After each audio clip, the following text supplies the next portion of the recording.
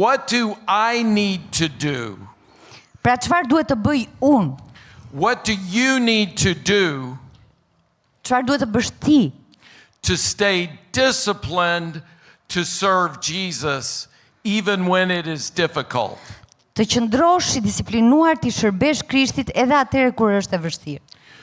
We refer to the spiritual disciplines Ne flasim shpesh për disiplinat shpirtërore, that we have the opportunity to worship. që ne kemi mundësinë të adhurojmë. That is a discipline before God.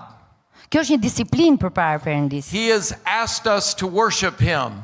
Ai na ka kërkuar që ta adhurojmë. And when we worship Him, Dhe kur e adhurojmë atë, then we are being obedient to what He has asked us to do.